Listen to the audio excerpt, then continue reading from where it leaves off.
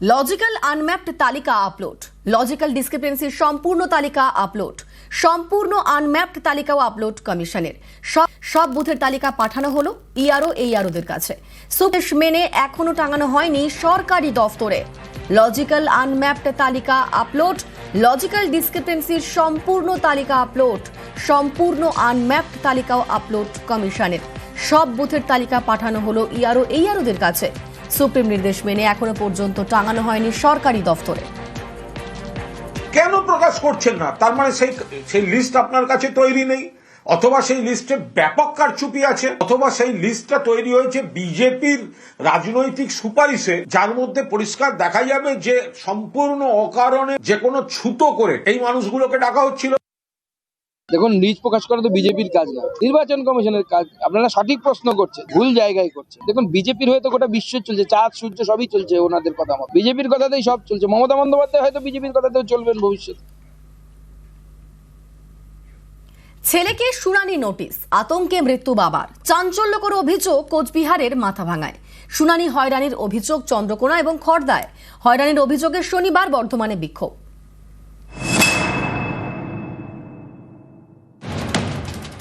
কোচবিহারের মাথাভাঙা, এখানকার বাসিন্দা রহমান বাস্তাদার। শনিবার তার মৃত্যু হয়। পরিবারের দাবি, বৃদ্ধের এক ছেলের নামে এসআইআর এর নোটিশ আসে। সেটা আনতে এদিন বিএলওর বাড়ি যান বছর ৬২ রহমান। সেখানে আতঙ্কে হার্ট অ্যাটাক বলে দাবি। হাসপাতালে নিয়ে গেলেও শেষ রক্ষা হয়নি। আমিনুল, এটাই ভুল। আর ওর নাম আছে আমিনুল বস্তাদার, আর ওখানে আছে আমিনুল বস্তাদার। এই জন্য সমস্যা। এই বাবা 2 দিন ধরে টেনশন করে। আজকে সকালবেলা আমাকে না বললে সাইকেল নিয়ে বিলের বাড়িতে গেছে। যাওয়ার পরে উনি যখন বলছে যে হ্যাঁ আপনার 16 সেটের নামে নোটিশ আসছে, ওই তখনই টেবিলে মাথায় দিয়ে ব্রেন স্ট্রোক করে চলে গেল দুনিয়া। হ্যাঁ, এই সাইড আপনাকে 2-3 দিন ধরে টেনশন করতেছে আমার বাবা। কি নাম? আমিনা কাজী। আপনার বয়স কত? 100 বছর।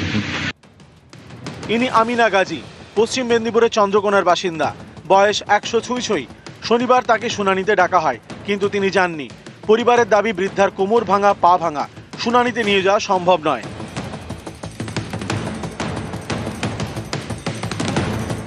এনার কোমর ভাঙা, পা ভাঙা, এনাকে নিয়ে কি করে আমি হিয়ারিংয়ে যাব, তাই প্রশাসনের কাছে আমার আবেদন যে এনার বাড়িতে এসে হিয়ারিংটা করে যান।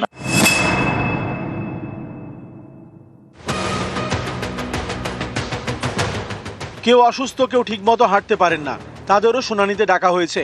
এই নিয়ে উত্তর 24 পরগনার খড়দায় ক্ষোভ। 80 বছর 85 বছর বয়স্ক যারা, তারা আসতে পারে না, তাদের আমাদের গাড়ি করে নিয়ে এখানে হিয়ারিং করাতে হচ্ছে। বাড়িতে নোটিশটাই গেছে, বলছে বাড়িতে হিয়ারিং হবে না, সেন্টারে যেতে হবে। এটা হচ্ছে কি বিএলও বলছে। যে অসুবিধা সে তো জানাতে হবে। তারা অসুস্থ রয়েছে, হাঁটতে চলতে পারে না, 75 প্লাস তাদের বয়স। সেটা কে বলেছে দেখুন, আমি বলিনি, আমি সেরকম কথা বলিনি। কে অসুস্থ কে সুস্থ সে তো জানি না। কারো যদি অসুস্থ থাকে, হসপিটালে থাকে, তারটা চিন্তা করবে নিশ্চয়ই।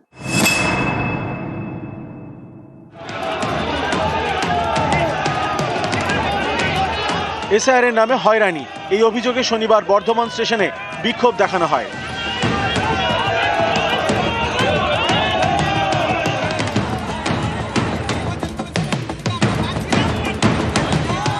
এদিন বিক্ষোভ দেখানো হয় পূর্ব বর্ধমানের আউস গ্রামে।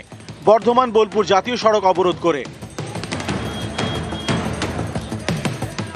দেখে দেখে বৈধ ভোটারদেরকে অল্প সামান্য কিছু ত্রুটির কারণে 22 কিলোমিটার 20 কিলোমিটার দূরে তাদেরকে হিয়ারিং এ ডাকছে। আমাদের দাবি, বৈধ যারা ভোটার বৈধ, তাদেরকে কেন হেনস্থা করা হবে? নিউজ 18 বাংলা। হিয়ারিং হয়রানি রুখতে তৎপরতার বার্তা অভিষেকের।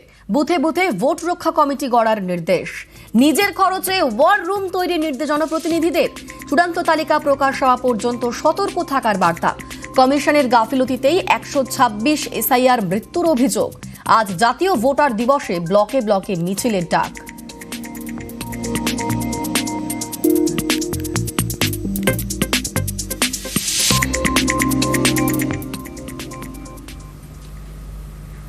এসআইআর হিয়ারিং এ নোটিশ দিতে বেরিয়ে আক্রান্ত বিএলও। কোচবিহারের দিনহাটায় চাঞ্চল্যকর অভিযোগ। বীরভূম এবং উত্তর দিনাজপুরে আরেক ছবি। এই 2 জেলায় এসআইআর এর চাপে 2 বিএলও অসুস্থ হয়ে পড়েছেন বলে অভিযোগ।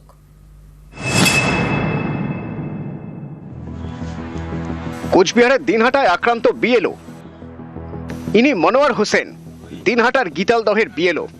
এর বক্তব্য, শুক্রবার ইনি এসআইআর এর শুনানির নোটিশ দিতে বেরিয়েছিলেন, তখনই এর উপর হামলা হয়। মাথায় ধারালো অস্ত্র দিয়ে কোপ মারে এক ব্যক্তি।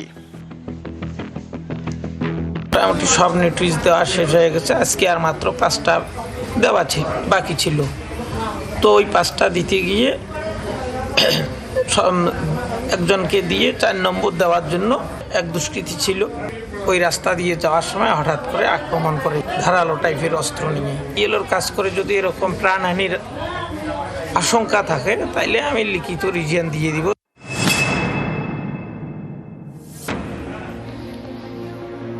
বীরভূমের সাঁইথিয়ার বাসিন্দা মোহাম্মদ শামসুল হুদা, ফুলুরের 161 নম্বর বুথের বিএলও, শুক্রবার বাড়িতেই মাথা ঘুরে পড়ে যান বলে দাবি। বিএলওর বক্তব্য, এসআইআর এর কাজের চাপেই তিনি অসুস্থ। নোটিশ দেওয়া এবং তাদের পেপারস নেওয়া এবং তাদেরকে হিয়ারিংয়ে ডাকা, হিয়ারিংয়ে নিয়ে যাওয়া আমার পক্ষে প্রচুর প্রেশার ছিল। আমি আর পারছি না, রাত জায়গায় এবং খাওয়াটা ঠিক মতো হচ্ছিল না এবং প্রচুর প্রেশার, কাজের প্রেশার, এত প্রেশার যে আমরা নিতে পারছি না, মানসিকভাবে একদম বিধ্বস্ত হয়ে পড়েছিলাম। সেই কারণে আমার শরীর অসুস্থ। এর আগে আমি বলেছিলাম যে আমি রিজাইন করতে চাই।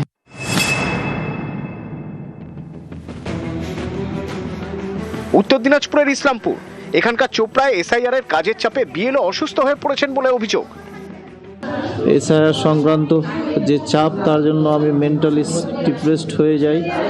আমাকে এক্ষেত্রে বিডিও অফিস থেকেও সহযোগিতা করেছে, আমার কলিগরাও সহযোগিতা করেছে, কিন্তু অসুস্থতা কাটিয়ে উঠতে আমি পারছি না। নিউজ 18 বাংলা। পশ্চিমবঙ্গে এসআইআর এর পক্ষে সবচেয়ে বেশি সরব বিজেপি। এখন সেই বিজেপির নিশানাতে নির্বাচন কমিশন, আর এ নিয়ে গরম বঙ্গ রাজনীতি। ইলেকশন কমিশনও কেন এত সফট লাইন নিচ্ছে? চিঠিতে কিছু হবে না, অ্যাকশন নিন। সুপ্রিম কোর্টে আমরাও যেতে পারি, আমাদেরও সে অধিকার আছে। Bengal people wants action, don't want ভাষণ। ভোটের আগে বাংলায় চলছে এসআইআর। এই এসআইআর চেয়ে সব থেকে বেশি সুর চড়িয়েছিল বিজেপি। তারাই চেয়েছিল আগে এসআইআর, তারপরে বিধানসভা ভোট। 1 কোটি নাম এসআইআর এ বাদ যাবে। No SIR, no election. 4 May রাত্রি 12টার মধ্যে যদি পশ্চিমবঙ্গে নতুন মুখ্যমন্ত্রী, তার মন্ত্রিমণ্ডল শপথ না নেয়, রাত্রি 12টার পরে কাউকে কিছু করতে হবে না, রাষ্ট্রপতি শাসন হয়ে যাবে। পশ্চিমবঙ্গে এসআইআর এর পরে চূড়ান্ত ভোটার তালিকা প্রকাশ হওয়ার কথা 14 ফেব্রুয়ারি। তার আগে বিজেপির নিশানায় নির্বাচন কমিশন।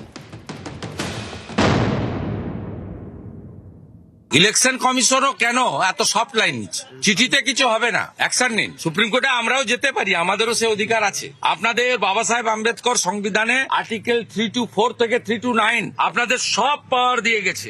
আপনি চাইলে আর্মি নামাতে পারেন, কাউকে জিজ্ঞেস করার দরকার হবে না। আপনারা সেটা শুধু চিঠিপত্রে সীমাবদ্ধ রেখেছেন। Bengal people wants action, don't want ভাষণ। শুধু রাজ্যের বিরোধী দলনেতা নন, এর আগে বিজেপির আরো 2 নেতার গলায় শোনা গিয়েছিল একই সুর।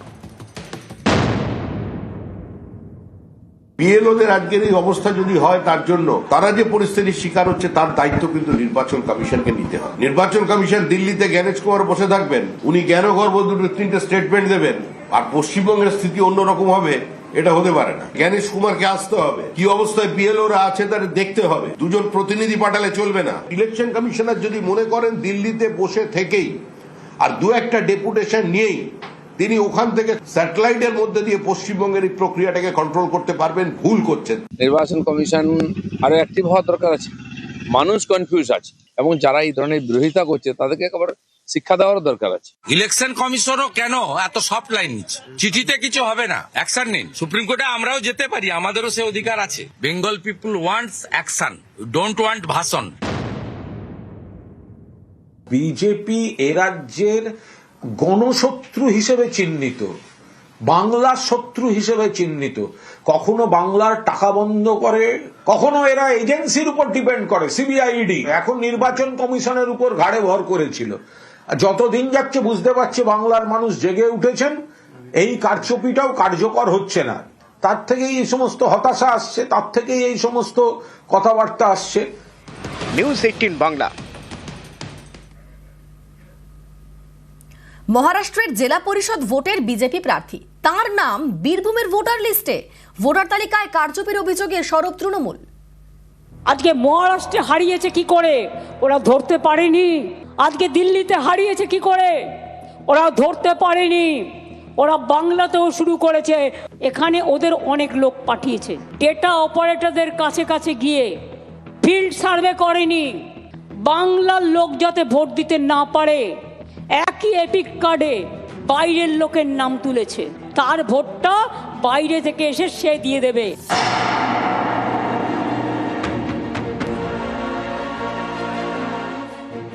পাখির চোখ রাজ্যের বিধানসভা ভোট। তার আগে ভোটার তালিকা নিয়ে সরব তৃণমূল। তাদের অভিযোগ, ভোটার তালিকায় কারচুপি করছে বিজেপি। বীরভূমের দুবরাজপুরে আপ্পা শঙ্কর বুরঙ্গলে এবং তার স্ত্রী উজ্জ্বলা আপ্পা বুরঙ্গলে। তৃণমূলের দাবি, উজ্জ্বলা আপ্পা বুরঙ্গলে মহারাষ্ট্রের সাঙ্গোলা জেলা পরিষদের বিজেপি প্রার্থী। এ রাজ্যে ভোটার তালিকাতেও তার নাম রয়েছে, বীরভূমের দুবরাজপুরের ভোটার লিস্টে। সম্প্রতি বীরভূমে এসআইআর ফর্মও ফিল আপ করেছেন। মহারাষ্ট্রের নাসিকে জেলা পরিষদ ভোটে বিজেপির ক্যান্ডিডেট, সেই জায়গা থেকে দাঁড়িয়ে লোকসভায় দেখা যাচ্ছে আমরা প্রায় 18-20 হাজার ভোটে এগিয়ে আছি। হ্যাঁ, সেই জায়গা থেকে ওনারা ভীত হয়ে এই ধরনের চেষ্টা চালাচ্ছেন। ভোটার তালিকায় নাম থাকবে, এটা ইলেকশন কমিশনের মাধ্যমে হয়। তিনি জ্ঞানত যদি কোনো ধরনের ভুল করে থাকেন, তাহলে তার বিরুদ্ধে আইনজ্ঞ ব্যবস্থা হওয়া প্রয়োজন আমি মনে করি। মহারাষ্ট্রে তো আগে থেকে ছিল। ও কি এখন বিজেপি প্রার্থী? হ্যাঁ, বিজেপি প্রার্থী। ভুল হয়ে গেছে দু জায়গাতে, এখানে এখন 2 বছর হলো ভোটার করেছি। মহারাষ্ট্রের প্রার্থী, এ রাজ্যের ভোটার তালিকায় নাম। তৃণমূলের অভিযোগ, এভাবেই একাধিক রাজ্যের বিধানসভায় বিজেপি পদ্ম ফুটিয়েছে। বাংলাতেও তারা একই পথে এগোতে চাইছে।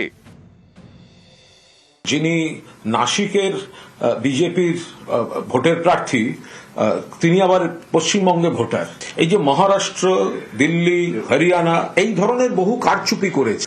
অন্য রাজ্যের লোকের নাম কায়দা করে এখানকার ভোটার লিস্টে ঢুকিয়ে দিয়ে ওরা এই চক্রান্তটা করছে। তো সেগুলো সব ফাঁস হয়ে যাচ্ছে, ধরা পড়ছে। তৃণমূলে ঢুকিয়েছে হয়তো, কারণ নাম ঢোকায় কে? বিএলও ঢোকায়। বিএলও মানে কি? সে অঙ্গনারী কর্মী হবে। এই আরো ইআরও আছে, অর্থাৎ বিডিও, এসডিও আছে। এদেরকে জিজ্ঞেস করতে হবে না। নিউজ 18 বাংলা। কুলতলির দিকে নজর রাখবো। কুলতলিতে পড়শি বিবাদে গুলি, হালদারপাড়ায় রাতে পর পর গুলি। বচসা চলাকালীন কয়েক রাউন্ড গুলি চলে বলে অভিযোগ। আমাদের সঙ্গে রয়েছেন প্রতিনিধি অর্পণ মণ্ডল। অর্পণ, ঠিক কি ঘটনা ঘটেছে, কি বিবাদ যেখানে সেখানে গুলিও চলে গেল? দেখো, সন্ধ্যায় চায়ের দোকানে বসেছিলেন বেশ কয়েকজন, তখনই পাশের পাড়ার কয়েকজন তারা আসেন। সেখানে এসে মারধর শুরু করেন বলে অভিযোগ। অভিযুক্ত যারা রয়েছেন তাদের বিরুদ্ধে গুলি চালানোর অভিযোগ রয়েছে। বন্দুকের বাট দিয়ে মেরে মাথা ফাটিয়ে দেওয়া হয়। রফিক মোল্লার বিরুদ্ধে এই অভিযোগ, রফিকুল মোল্লার বিরুদ্ধে অভিযোগ। স্থানীয় সূত্রে যেটা জানা যাচ্ছে যে কুলপাড়াকে কেন্দ্র করে এই বিবাদ শুরু হয়, যা গড়ায় গুলিতে। যদিও গুলিতে কেউ আহত না হলেও বাঁশ এবং বন্দুকের বাট দিয়ে দুজনকে মেরে মাথা ফাটিয়ে দেওয়া হয়। এই ঘটনায় তাদেরকে উদ্ধার করে জামতলা হাসপাতাল, সেখান থেকে কলকাতা স্থানান্তরিত করা হয়েছে। এই ঘটনায় একজনকে আটক করেছে কুলতলি থানার পুলিশ। বেশ, ধন্যবাদ। পারিবারিক ঝামেলা, হঠাৎ ওই চিল্লামিল্লির আওয়াজ হলো, আমরা দৌড়ে গেলাম, গিয়ে দেখি সব লাঠি বাড়ি নিয়ে দৌড়ুচ্ছে। এবার আমরা সব পালিয়ে চলে এসেছি। আবার দেখি বন্দুকের আওয়াজ হচ্ছে, গিয়ে দেখি বন্দুকের কুঁতো বাড়ি মেরে চলে যাচ্ছে। গুলি চলেছিল? 4 রাউন্ড গুলি চলেছে। কি দিয়ে মেরেছে তাহলে? বন্দুকের কুঁতোর বাড়ি। কাকে কাকে মেরেছে? আমার ভাইকে মেরেছে। অশোকনগরের সরস্বতী পুজোয় কিশোরের আজব কীর্তি। নীলবাতির গাড়ি এবং বাউন্সার নিয়ে ঘুরল স্কুলে স্কুলে। নিজেকে ইনকাম ট্যাক্স অফিসার পরিচয় দিয়ে প্রধান শিক্ষককে প্রণাম। এরপরেই পর্দা ফাঁস। কিশোর এবং 3 বাউন্সারকে ধরে নিয়ে যায় পুলিশ। আইডেন্টিটি কার্ডে লেখা principal chief commissioner of income tax, সঙ্গে বাউন্সার, নীলবাতির গাড়ি। এভাবেই সরস্বতী পুজোর দিন স্কুলে স্কুলে ঘুরে বেড়ালো কিশোর। উত্তর 24 পরগনার অশোকনগর। এখানকার বাসিন্দা এই কিশোর, বয়স 16, বাণীভবন হাই স্কুলের প্রাক্তন ছাত্র। শুক্রবার ছিল সরস্বতী পুজো। সেই দিন নীলবাতির গাড়ি, বাউন্সার নিয়ে ঘুরে বেড়ালো একাধিক স্কুলে। বিপত্তি বাদে নিজের স্কুলে ঢুকে প্রধান শিক্ষককে প্রণাম করে কিশোর। নিজেকে ইনকাম ট্যাক্স অফিসার বলে পরিচয় দেয়, এতেই তার সন্দেহ হয়। খবর দেন অশোকনগর থানায়। কিশোর এবং বাউন্সারদের ধরে নিয়ে যায় পুলিশ। তার যা কথাবার্তা আমি শুনছি এখানে পুরোটা অসঙ্গতিপূর্ণ। তার অনেক অনেক সিকিউরিটি গার্ড, একটা তো নয়, প্রচুর। তো আমরা সেই অর্থে প্রথমে কিছু করে দিলাম, তুই কি ব্যাপার, তুই কি না বলে আমি চাকরি পেয়েছি বড় বড় একটা ইনকাম ট্যাক্স অফিসার, শুধু তাই না আরো তার সঙ্গে জুড়ে অনেক কথা বললো। ও ক্লাস 9-এ পরীক্ষা দিয়েছে গত সেশনে, এবারে 10-এ ওঠার কথা। অনেকে এর মধ্যে আবার পিএইচডিও করেছে বলছে। সেটা কি করে সম্ভব হয় আমার তো কোনো মাথায় আসছে না। কিশোরের কীর্তিতে তাজ্জব পুলিশ। এমন কাণ্ডের কারণ জানতে তার মা বাবাকে ডেকে পাঠায়। তাদের জিজ্ঞাসাবাদ করে তদন্তকারীরা জানতে পারেন মা বাবাকে ভুল বুঝিয়ে 40,000 টাকা নেয়। এরপর 3টি গাড়ি ভাড়া করে, বাউন্সারও ডাকে। ভিআইপিদের আমরা সিকিউরিটি দিই, চাই নেতা মন্ত্রী এমএলএ এমপি বা বড় বিজনেসম্যান। তো এইখানে আমার কল এসেছিল কোনো ইনকাম ট্যাক্সের অফিসার তার প্রোটেকশনে যাওয়ার জন্য। তাই এদের যে ফ্রড বা এরা যে এইভাবে নিজেকে বলে আমাদেরকে ডেকেছেন আমরা জানতাম না। আমি করেছি, উনি বললে আমার বাবা ইনকাম ট্যাক্সের অফিসার, আমি দুটো ঠাকুর দেখে আসবো, এসে তারপর আমি নেমে যাবো, আমার বাবা আসবো, আমার বাবা ইনকাম ট্যাক্সের অফিসার। আমাদের গাড়ি ভাড়া করেছিল যে হাবড়াসার নগরে স্কুলে যাবো, জানি যে ভাড়া করেছে লোকাল ভাড়া, ঠিক আছে। এবার সকালবেলা গিয়ে দেখছি ওখানে বাউন্সার টান্সার এসে তা বললো যে মনে হয় বাবা বা মা কেউ অফিসার আছে, ঠিক আছে। তারপর তো পরে শুনতে পাচ্ছি যে পুরো ভুয়ো কেস, ওই স্কুল থেকে জানতে পারছি, ঠিক আছে। এবার নীলবাতি লাগানো আমাদের সব গাড়িতে লাগায়নি, একটা গাড়িতেই লাগিয়েছিল। কটা গাড়ি ছিল? 4টে গাড়ি। লাস্ট ওর বাড়ির থেকে বেরিয়ে কল্পতরু ক্লাব অব্দি গেছিল, তখনই যখন জানতে পেরেছে মনে হয় তখনই ফুলের ভিতরে রেখেছে। জিজ্ঞাসাবাদের পর কিশোরকে ছেড়ে দেয় পুলিশ। অশোকনগর থেকে জিয়াউল আলম, নিউজ 18 বাংলা। ট্রেনের টিকিট বাতিলে টাকা ফেরত নয়, 8 ঘন্টা আগে টিকিট বাতিলে টাকা ফেরত নয়। বন্দে ভারত অমৃত ভারত এক্সপ্রেসে নতুন নিয়ম, 72 ঘন্টা আগে টিকিট বাতিলে কাটা হবে 25% টাকা। নয়া বিজ্ঞপ্তি জারি রেলের।